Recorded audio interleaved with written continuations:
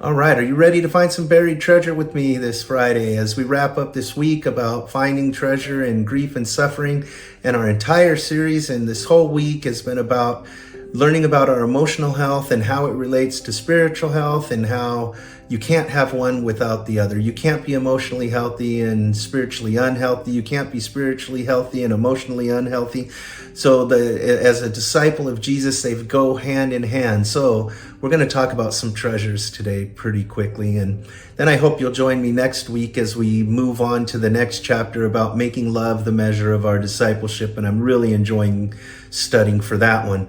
But today I'm going to go through a few of the treasures that we find when we experience and we process with God our pain and grief. The first one is God makes more of a revelation of himself.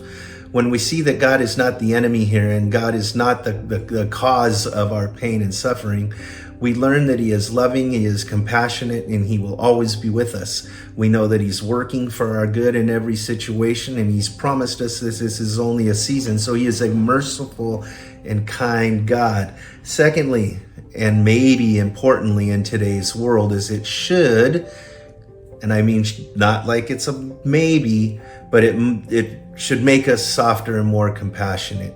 Do you know how many people, maybe sitting in your area, living next to you, strangers that you won't see, are suffering right now?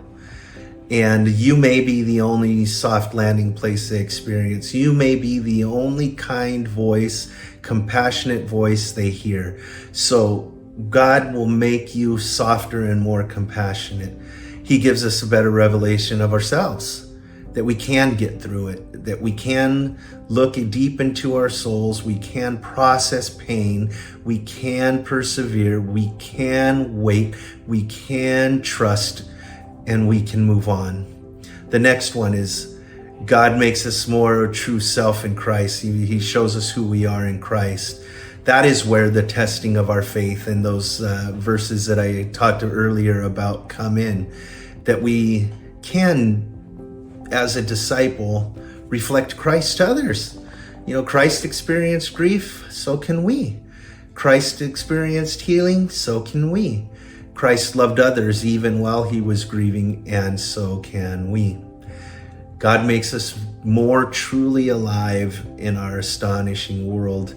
You know, sometimes when we're in grief and we isolate, we just miss out on the natural beauty of the world.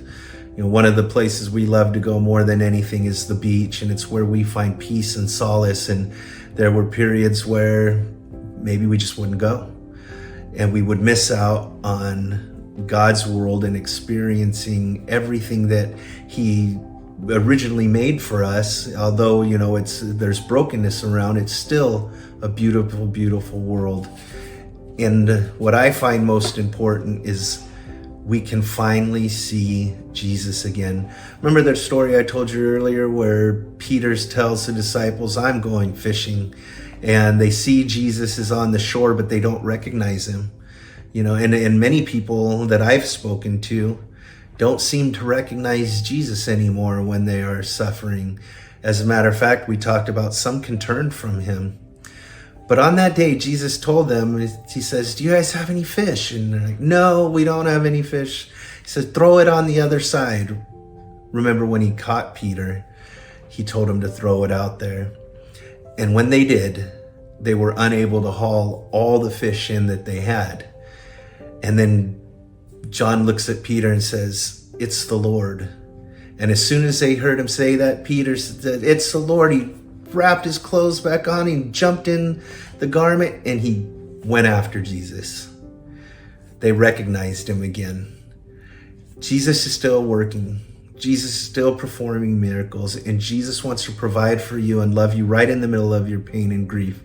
So bring all of who you are to all of who he is, and experience healing, experience getting to the other side, and be able to find buried treasure lost in grief.